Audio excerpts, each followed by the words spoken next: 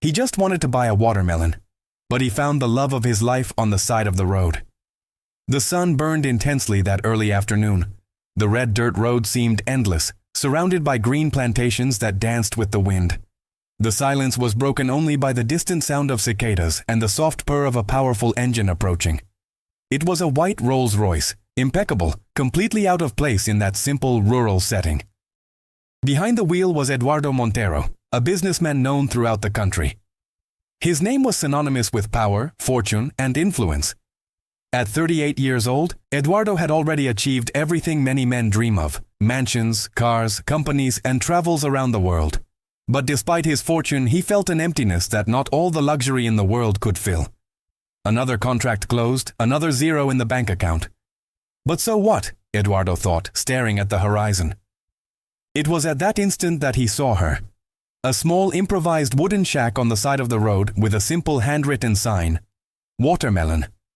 Behind the counter, an elderly lady in a straw hat was tending to the fruits, and beside her, holding a watermelon in her arms, was a young woman with golden hair and a radiant smile that seemed to make the sun shine even brighter. Eduardo slowed down and stopped the car right next to the stand. Dust rose and the lady lifted her curious eyes. The young woman, however, seemed distracted, laughing to herself at something the lady had said. He opened the car door and stepped out. The contrast was immediate: the expensive suit, the gleaming Swiss watch, and the Italian shoes in the dust of the road. "Good afternoon," Eduardo said, forcing a polite smile. "Are you selling watermelon?" The young woman lifted her eyes to him, and at that moment, the world seemed to stop. "Yes," she replied with a sweet voice that sounded like music. "Would you like to take one? They are very sweet today." Eduardo stood silent for a few seconds, trying to process that strange sensation invading his chest, something he had not felt in years. "Yes, I would," he replied, swallowing hard. "You can choose the best one for me." The young woman picked the largest and most beautiful one from the stand, handing it to him carefully. Their fingers brushed against his, and he felt a shiver run through his body. "Here it is.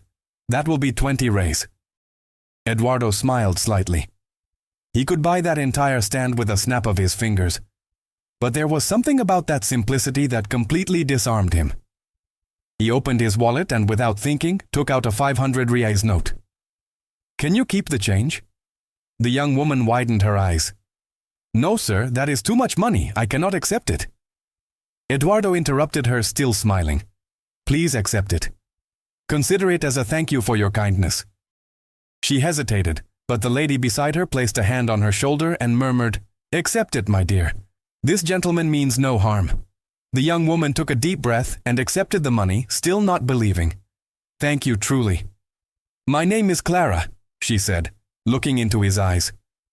Eduardo felt his heart beat faster. "Eduardo," he replied, extending his hand. They shook hands, and in that firm, delicate touch, an invisible connection began to be born. Eduardo could not explain what was happening. He, who always controlled every situation, now felt vulnerable before a young watermelon seller. Clara, on her part, did not understand why that strange, rich and sophisticated man made her feel butterflies in her stomach, as if she were living a dream. "What am I doing? I stopped just to buy a fruit, and now I am here, looking at this young woman as if she were the only thing that matters in the world. This makes no sense. He seems different from all the men I have ever seen.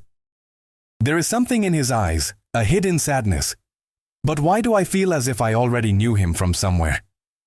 The moment was interrupted by a customer who stopped on a bicycle to buy another watermelon. Eduardo realized he was getting in the way and said goodbye. "Well, I should be going.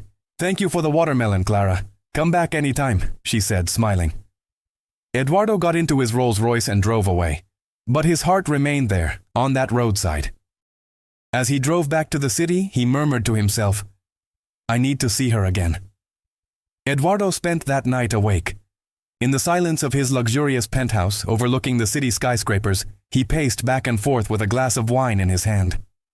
The watermelon he had bought was still in the kitchen, untouched, as if it were a tangible memory of what had happened that afternoon. Why cannot I get her out of my head?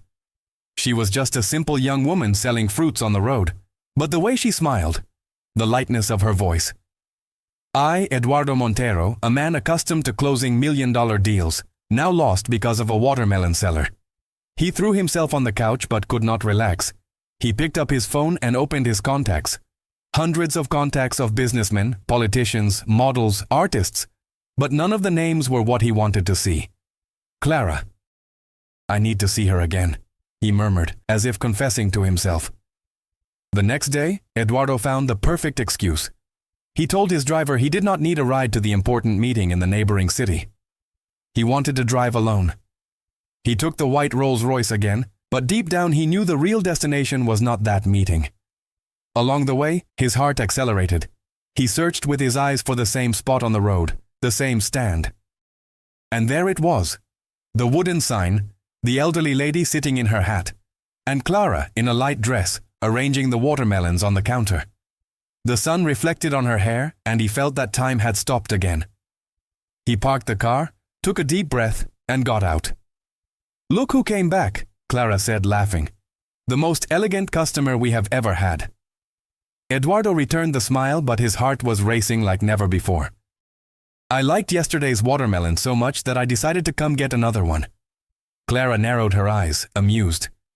Did you like the watermelon or the conversation?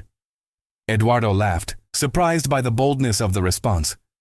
Both things, to be honest. The elderly lady who was watching the scene in silence gave a discreet chuckle. This young lady here really needs good company. She works too hard, does not even have time to live.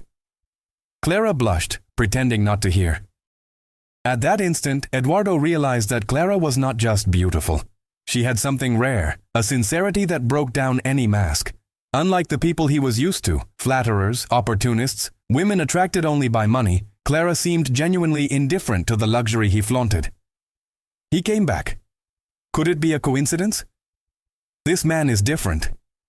I cannot explain it, but I feel I can trust him, even without knowing him. But why would someone so rich and important waste time here with me? Eduardo bought another watermelon, but this time he did not rush away.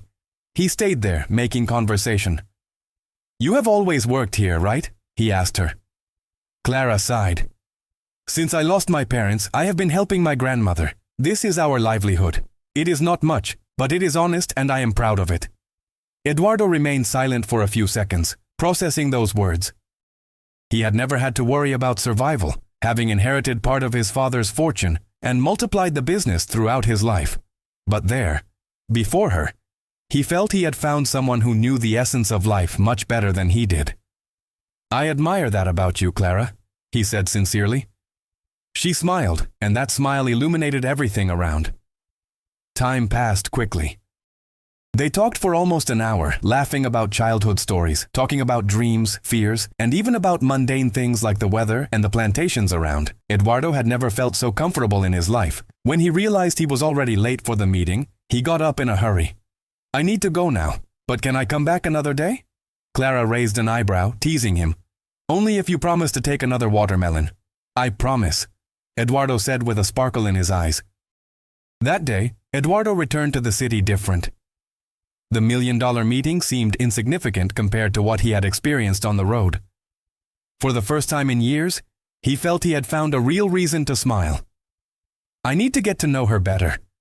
I need to discover who Clara is, what she likes, what she dreams, because something tells me my life will never be the same after her. In the following days, Eduardo invented various excuses to return to that road. Sometimes he bought a watermelon, other times he stopped just to talk. Sometimes he brought coffee and cake to share with Clara and her grandmother. Little by little he gained space in the simple routine of the two. Clara, who initially distrusted the intentions of that rich and mysterious man, began to perceive his sincerity. He did not act with arrogance, did not talk about money, did not try to impress her with luxury. On the contrary, he seemed enchanted precisely with the simplicity of life in the countryside. One day Clara commented, "You know, Eduardo, I never imagined that someone like you would waste time here with me and my grandmother." He looked deeply into her eyes and replied, "Clara, when I am here, I feel like I find something that does not exist anywhere else. You may not realize it, but you make me want to be a better person." Silence hung in the air, broken only by the wind. Clara felt her heart accelerate. but she looked away shyly. What is happening to me? This man is not from my world. I sell watermelons on the side of the road, and he drives a car that is worth more than everything I have ever had in my life. But why do I feel that my heart recognizes him? With each visit, Eduardo and Clara grew closer. The conversations became confidences, the smiles turned into complicity, and the road ceased to be just a fruit-selling point. It transformed into a setting for encounters that would forever change their lives. But fate still reserved challenges. The difference between their worlds would soon draw the attention of people who would not accept this closeness so easily. The relationship between Eduardo and Clara grew in silence, like a seed that sprouts hidden under the earth until it finally emerges into the world. They met almost every day. Eduardo, always with an excuse, another watermelon, a coffee, a simple walk along the road, but deep down it was his heart that guided him back to her. Clara got used to his presence, gradually stopped seeing him as the man in the white car, and began to see him as someone real, with fragilities, with a loneliness that he disguised very well behind expensive suits and rehearsed smiles. But not everything was so simple. One afternoon, while Eduardo was sitting next to the stand, talking with Clara and her grandmother, two luxury cars stopped on the road. They were friends of Eduardo, businessmen and investors, men accustomed to the same world as his. They got out, laughing loudly, and approached. Well, if it is not the great Eduardo Montero," said one of them in a shiny blue suit. "What are you doing here, my friend?" Eduardo stood up, somewhat uncomfortable. "Just buying a watermelon." The men looked at each other and laughed. "Buying watermelon," mocked the other. "You, who could be tasting wines in France or dining in Monaco, are here in the middle of nowhere buying roadside fruits." Clara watched the scene in silence, feeling small before those men who looked at her from top to bottom, as if she were invisible. One of them, noticing Eduardo's gaze toward Clara, let out a mocking laugh. "Ah, I understand now." The powerful Eduardo did not come because of the fruit, but because of the seller. The laughter echoed like knives. Clara blushed, lowering her eyes, and the grandmother frowned, squeezing her granddaughter's hand. Eduardo, however, raised his voice. "Enough," he said firmly. "You have no right to speak about her like that." The silence was immediate. The friends looked at each other, surprised by the reaction. Eduardo never raised his voice, never lost control. "Come on, guys," said one of them, trying to disguise. "Let us leave Romeo of the watermelons with his Juliet." They got into their cars and left, still laughing. Clara remained silent, looking at the ground. Eduardo turned to her, worried. "Clara, I apologize for that. They have no manners. They do not know how to respect anyone." She took a deep breath, trying to hold back tears. "You do not need to apologize. They are right. You do not belong in this place, Eduardo, and I do not belong in your world. Do not say that." He held her hands. "Clara, I do not care what they think. What matters is what I feel when I am here with you." He speaks with so much truth. But can a man like him really leave everything to be with someone like me? Or am I living a dream that will soon end? In the following days, Clara became more distant. She still received him with smiles, but Eduardo noticed there was something different. One late afternoon, when the sky was painted orange, he finally asked, "Clara, did something happen? You have been acting strange with me." She hesitated but replied honestly, "Eduardo, I care about you, but I am afraid. Afraid of suffering, of being just a passing adventure in your life. You come from a world I cannot even imagine. And I am just me." Eduardo stared at her intensely. "Do you think I would cross this road every day just for an adventure? Clara, I have everything money can buy, but I never found anything that filled the emptiness I felt until I met you." Her eyes filled with tears. "But what if people do not accept us? What if your family, your friends, your whole world is against us?" Eduardo took a deep breath. "Then I will fight against all of them, because I have already fought hard to conquer money, power, respect. Now I want to fight for something that is truly worthwhile. You."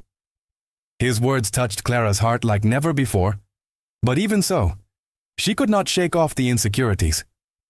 While Eduardo showed himself determined, she still wondered if love would be enough to overcome so many barriers. "I will not let her slip away. No matter who stands against us, I will prove to her and to everyone that this feeling is real." A few days later, Eduardo invited Clara to step out of the routine of the stand. He appeared with the white car gleaming in the sun and made the unexpected invitation. "Today, I do not want to buy watermelon, I just want to spend the day with you." Clara widened her eyes in surprise. "Spend the day with me? But what about the stand and my grandmother?" The lady smiled, leaning on her cane. "Go, my dear. I will take care of things here today. It is not every day that a young man appears willing to take you to see the world." Clara hesitated but accepted. She got into the Rolls-Royce and her heart beat erratically. Eduardo took her to places she had never imagined. A charming cafe in the city, a walk through the park, even a visit to a bookstore where she was enchanted by the shelves full of new books. "Choose whichever ones you want," he said. "No, Eduardo, I cannot," Clara tried to refuse. "Yes, you can. Today I want to give you what you deserve." She chose only 2 books, shyly. Eduardo smiled, knowing that anyone else would have taken dozens. That day, Eduardo was certain. Clara did not want his money, did not want luxury. She just wanted to live, to feel, to be happy. And that made her even more special. The bond between the two grew stronger and stronger, but the barriers of Eduardo's world were just beginning to appear. Friends had already mocked, but now people much closer to Eduardo, including his own family, would soon know about Clara's existence, and not everyone would be willing to accept this unlikely love. Eduardo woke up early that morning with a smile on his face. It had been weeks since his routine had changed. Before, his days were filled with endless meetings, business dinners, and trips that seemed to have no end. Now he counted the hours to be back on the dirt road beside Clara, hearing her simple laughter, seeing the delicate way she held the fruits, feeling real life pulsing. But not everyone was happy with this transformation. That morning, during breakfast in his mansion, his mother, Donna Helena, watched him in silence. An elegant woman with a firm posture, accustomed to the most influential circles of society. After a few minutes, she finally spoke. "Eduardo, I need to talk to you." He lifted his eyes from the newspaper. "Of course, mother. What happened?" "I heard comments. Unpleasant comments. Influential people told me that you have been frequently seen on some road with a fruit seller." Eduardo took a deep breath, already expecting this moment. "Her name is Clara." "Clara?" Helena repeated with disdain. "A watermelon seller." "Eduardo, do you have any idea what this means? The repercussions it can cause? Your image, your business, everything you have worked for can be tarnished by an adventure." Eduardo closed the newspaper and stared at her. "It is not an adventure, mother. I love this woman." Silence took over the room. Helena widened her eyes in disbelief. "Love? You have lost your reason. A woman like that does not understand anything about our world. She does not know how to behave at a dinner. She does not know anyone important.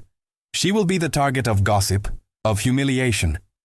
Do you really want to drag your life down to that level?" "Mother, our world has never made me happy," Eduardo spoke firmly. "I have always been surrounded by people who see me as a blank check. Clara is different. She looks into my eyes without expecting anything in return." Helena sighed, running her hand over her forehead. "You will still regret this." But Eduardo did not respond. He stood up and left, determined. When he arrived at the road, he found Clara sitting in the shade of a tree, reading one of the books he had bought for her, his heart filled with tenderness. "Can I sit down?" he asked, smiling. Clara lifted her eyes and returned the smile. "Of course, Eduardo." He sat down beside her, watching her for a few seconds in silence. Then he gathered the courage to tell her what had happened. "My mother found out about us." Clara closed the book slowly. "And what did she say?" "That she does not support me. That you are not from my world." She lowered her eyes, feeling the weight of words she had already imagined hearing. "She is right. I am not." "No, Clara." Eduardo took her hands. "She does not understand. You are what I have always been looking for. I do not care if you come from selling watermelons or if you live in a mansion. What matters is that with you I finally feel alive." Clara bit her lip, trying to contain her tears. "What if your family never accepts me? What if this harms your business, your life?" Eduardo smiled slightly, caressing her face. Then I will start a new life by your side. I have already conquered everything I could conquer, Clara. Now I only want to conquer you." She could not resist and let herself be enveloped by his embrace. Her heart was beating hard, but a doubt still persisted inside her. The following days brought even more malicious comments. Eduardo's friends called him crazy. Employees whispered in the hallways, and even the press began to speculate about the unlikely romance of the millionaire with the roadside seller. Clara began to feel the weight of all this. One day, when Eduardo arrived at the stand, he found her with red eyes. "Clara, what happened?" She took a deep breath, trying to stay firm. "I heard people commenting about us in the city. They said I am an opportunist, that I am only with you because of the money." "No," Eduardo exclaimed. "They know nothing. You have never asked me for anything, Clara. I know who you are." "But they do not know," she whispered. "And I do not know if I can live like this, being judged all the time." Eduardo held her face with both hands, looking straight into her eyes. "I will not let anyone hurt you. I will prove to everyone that our love is real." Clara took a deep breath, moved. "I want to believe that, Eduardo. I really do." He kissed her forehead tenderly. "Then believe it, because I have never been more serious in my entire life." At that instant, something changed inside Clara. There was still fear, there were still doubts, but there was also a lit flame that she could no longer deny. She smiled slightly and knew that despite all the obstacles, they were ready to fight together. But little did they know that the biggest challenge was still to come. The relationship between Eduardo and Clara could no longer be hidden. Newspapers published flashy headlines, television programs commented with irony, and social networks filled with cruel comments. Some mocked, others defended, but no one remained indifferent. Eduardo, for the first time, did not care about the flashes and headlines. He walked hand in hand with Clara through the small town, smiling like a teenager in love. For him, that was true wealth. But in the business world, the situation was different. One of his oldest partners, Mr. Roberto, requested an urgent meeting. "Eduardo, we need to talk seriously," the man said as soon as he met him in the company's meeting room. "This involvement of yours is putting everything at risk. I will not discuss my personal life in business, Roberto." "But you should," the partner retorted. "Major investors are already calling, worried about your image. They do not want to see the name of Montero Holdings associated with scandals or magazine gossip." Eduardo took a deep breath, trying to remain calm. "It is not a scandal, it is my life." "It is a mistake, Eduardo." Roberto slammed the table. "We have a $1 billion contract about to be signed with foreign investors. And do you know what they said? That they are reevaluating because they do not trust a man who, in their words, abandoned rationality for a roadside seller." The words weighed like stones. Eduardo remained silent for a few seconds. "If they do not trust me because of this, then they do not deserve to do business with me." "Think better," Roberto insisted. "We are talking about billions, about hundreds of jobs. It is not just you who will be affected." Eduardo stood up firmly. "I have already made my decision." He left the room with a heavy heart, but determined. Meanwhile, Clara also faced her own battle. More and more people from the town came to the stand, not just to buy watermelon, but to snoop around, comment, provoke. Some women laughed at her, others called her lucky with disdain. One afternoon, a lady approached and spoke in a venomous tone. "You know he is going to leave you, do you not? Rich men always get tired of adventures. Soon he will be with some model or businesswoman, and you will be here selling fruits as always." Clara tried to ignore it, but those words kept echoing inside her. That night, alone in her simple room, she cried softly. "What if it is true?" she thought. "What if I am just being a burden in his life? What if I end up destroying everything he has built?" The next day, when Eduardo appeared smiling on the road, she was serious. "Eduardo, we need to talk." "What happened, Clara?" She took a deep breath, her heart in pieces. "I cannot continue with this." He widened his eyes in surprise. "What?" "No, Clara, do not do this. You have your life, your business, your family. I am just getting in the way. I do not want to be the reason you lose everything. Do not talk like that. You have no idea how much you mean to me." "I mean something, Eduardo, but not enough." She swallowed hard with tears in her eyes.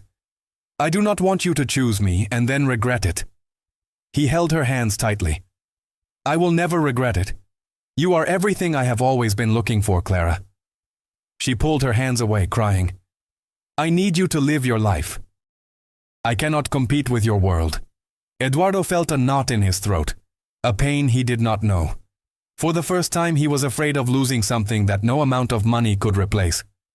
Clara, I love you. Do not say that. She looked away, unable to face him. Then prove it to me.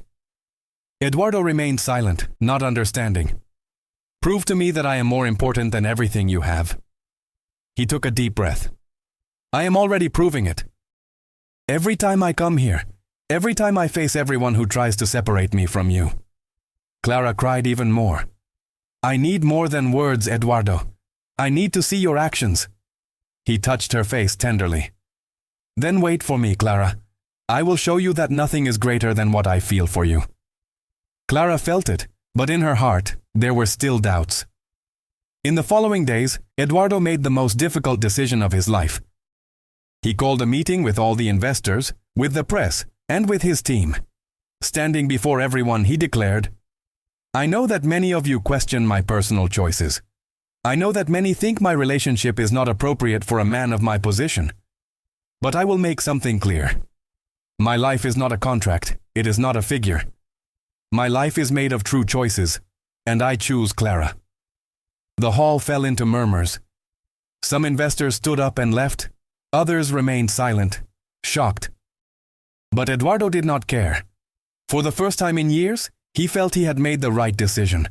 He left the meeting straight to the road. His heart was beating erratically, but there was a flame in his eyes. When he arrived, Clara was closing the stand. Clara! He shouted, running to her. She turned around, surprised. What happened? Eduardo held her by the shoulders. I chose you. What do you mean? I refused the contract. I faced everyone. I lost investors, I lost support, but I do not care because I will not lose you. Clara brought her hands to her mouth, shocked. Eduardo, you did not have to. Yes, I did. You said you wanted proof. So here it is. You are more important than everything I have. Tears streamed down her face. I do not know what to say. Just say you will stay with me. She smiled through tears. I will stay with you always. Eduardo hugged her tightly as if he would never let her go. In that embrace, both felt that the world could crumble around them, but as long as they were together, they would be saved. But there was still one last battle to be won. Eduardo's family was not willing to accept that decision without a fight. And the road that united them would also be the stage for the outcome that would change their lives forever. The silence in the Montero mansion was almost suffocating. Eduardo stood before his mother, who stared at him with cold, disappointed eyes. So it is true, said Helena, crossing her arms. You really threw everything away because of that young woman. I did not throw anything away, mother, Eduardo replied firmly. I just gained something I never had. Love. Real love. Helena laughed with irony. Eduardo, you have always been rational.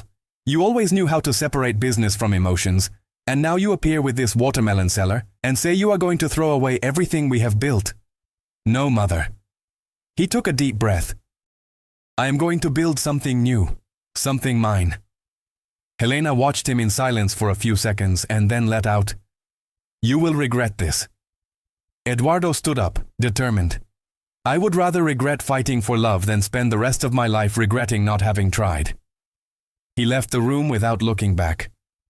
On the road, Clara was arranging the stand with her grandmother. The sun was setting, painting the sky in golden tones. She still had fear of the future, but since Eduardo's last declaration, there was a new hope in her heart. Suddenly, the sound of a familiar engine echoed in the distance. The white Rolls-Royce was approaching. Clara felt her heart race. Eduardo got out of the car wearing simple clothes, very different from the man in a tie she had met on the first day. He walked toward her, determined, with shining eyes. Clara, Eduardo, she whispered, unable to contain her smile. He held her hands, took a deep breath, and said loudly so that everyone nearby could hear. I want the world to know that I love you. I do not care what they say. I do not care what they think. I faced investors, lost contracts, argued with my own family, but I will not give up on you." Tears streamed down Clara's face. "Eduardo, I was so afraid. Afraid of not being enough. Afraid of getting in your way." "You are everything I need," he replied, caressing her face. "You are my beginning, my middle, and my end." Without thinking twice, Eduardo knelt in the dust of the road. Clara brought her hands to her mouth, surprised. "Eduardo, what are you doing?" He took a small box from his pocket. Inside, a simple ring, but with an enchanting shine. "Clara, I am not sure of many things in this life, but of one thing I am certain. I want to spend the rest of my days with you. Will you marry me?" The people who were nearby stopped, curious. Even some cars slowed down to see the scene. Clara trembled, moved, not believing what was happening. "Eduardo, are you sure? More than any business I have ever signed." She let out a laugh through tears. "Then yes, of course yes." He placed the ring on her finger and hugged her tightly. The small crowd that had formed began to applaud. Clara's grandmother wiped her eyes, moved. Eduardo and Clara kissed, a kiss filled with promise and eternity. There, on the same road where everything began, they sealed a destiny that neither money nor gossip nor prejudice were able to destroy. The following days brought transformation. Eduardo began to distance himself from the frenetic pace of business and dedicated himself to social projects in the region, alongside Clara. Together they created a small foundation to help local farming families. The headlines that had once mocked now became enchanted. The millionaire who exchanged contracts for true love. Helena, Eduardo's mother, resisted for a long time. But one day, seeing the happiness stamped on her son's face and Clara's sincere affection, she had no choice but to accept, still with reservations, but deep down understanding that she could not fight against such pure love. Months later, the wedding took place in an open field, surrounded by flowers and friends. There was no ostentation or exaggerated luxury, just simplicity, laughter, music, and love. When Clara entered dressed in white, Eduardo felt his heart stop. He remembered the first day when he saw her holding a watermelon on the side of the road and thought, "It was at that moment that my life truly began." Clara walked toward him with tears in her eyes, and when they held hands before the altar, they knew that no barrier would be greater than the love that united them. That afternoon, under the blue sky and the applause of people who believed in them, Eduardo and Clara promised eternal love. And they kept their promise because, after all, he just wanted to buy a watermelon, but he found the love of his life. Eduardo stood there at the altar, his eyes fixed on Clara as she walked toward him. Every step she took seemed to slow down time itself. The white dress she wore was simple, elegant, without unnecessary frills, just like her. The veil flowed gently with the afternoon breeze, and the wildflowers in her bouquet filled the air with a sweet, natural fragrance. Around them, friends from both worlds had gathered. Some were businessmen in expensive suits. Others were simple farmers in their best clothes. Some had doubted, some had mocked, but now they all stood witness to something they could no longer deny: genuine love. The officiant began the ceremony with warm words about love, commitment, and the courage it takes to follow your heart despite what the world says. Eduardo barely heard the words. All he could focus on was Clara, the way the sunlight made her hair glow, the slight tremor in her hands as she held the bouquet, the tears that shimmered in her eyes. When it was time for the vows, Eduardo took a deep breath and spoke from his heart. "Clara, before I met you, I thought I had everything. I had money, power, respect, but I was empty inside. I was walking through life without truly living. Then one day I stopped at a roadside stand to buy a watermelon, and I found something I did not even know I was looking for. I found you. You showed me what really matters in life. You taught me that true wealth is not measured in bank accounts or business deals, but in moments of genuine connection, in simple laughter, in the warmth of a hand holding yours. You made me want to be a better man, not because you asked me to change, but because being around you made me see the person I truly wanted to be. I promise to love you every day, in good times and in challenges. I promise to protect you, to support your dreams, to laugh with you, and to be your partner in everything. I promise that no matter what obstacles we face, I will always choose you. Because you are my home, Clara, You are where I belong." Tears streamed freely down Clara's face as she listened. When it was her turn, she wiped her eyes and took a shaky breath. "Eduardo, when you first stopped at my grandmother's stand, I thought you were just another wealthy man passing through. But you came back again and again. Not because you needed watermelons, but because you saw me. Really saw me. Not as a poor girl on the side of the road, but as a person with dreams, with value, with a heart worth knowing. You could have had anyone. You could have chosen someone from your world, someone who knew all the right people and said all the right things, but you chose me. You chose simplicity over luxury, genuine connection over convenience. You stood up to your friends, to your business partners, even to your own family, all because you believed in us. I was so afraid, Eduardo, afraid that I would never be enough, that one day you would wake up and realize you had made a mistake. But every time I doubted, you proved me wrong. You showed me through your actions that love is not about coming from the same place or having the same things. It is about two hearts that recognize each other, that choose each other day after day. I promise to love you with everything I have. I promise to support you in your dreams, to stand by your side no matter what challenges come. I promise to remind you on the days when you forget why you chose this life, this love. I promise to be your partner, your friend, your home. Because you gave me something I thought I had lost when my parents died. You gave me hope. You gave me a future. You gave me love." The officiant smiled warmly. "Eduardo Montero, do you take Clara as your lawfully wedded wife, to have and to hold from this day forward, for better, for worse, for richer, for poorer, in sickness and in health, to love and to cherish, until death do you part?" "I do," Eduardo said without hesitation, his voice strong and clear. "And Clara, do you take Eduardo as your lawfully wedded husband, to have and to hold from this day forward, for better, for worse, for richer, for poorer, in sickness and in health, to love and to cherish, until death do you part?" "I do," Clara replied, her voice soft but certain. "Then by the power vested in me, I now pronounce you husband and wife. Eduardo, you may kiss your bride." Eduardo pulled Clara close, and in that moment, as their lips met, everything else faded away. The applause, the cheers, the world itself seemed to disappear. There was only them, two souls who had found each other against all odds, who had fought for their love and won. When they finally pulled apart, both were laughing through their tears. They turned to face their guests, hands intertwined, and the crowd erupted in celebration. Music began to play, and the reception unfolded under the open sky.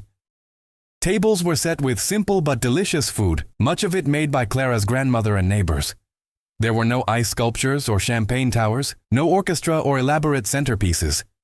Instead, there was a local band playing cheerful music, children running and laughing, and an atmosphere of pure, unfiltered joy. Eduardo's mother, Helena, watched from a distance for most of the reception. She had come, though reluctantly, and had remained stiff and formal throughout the ceremony.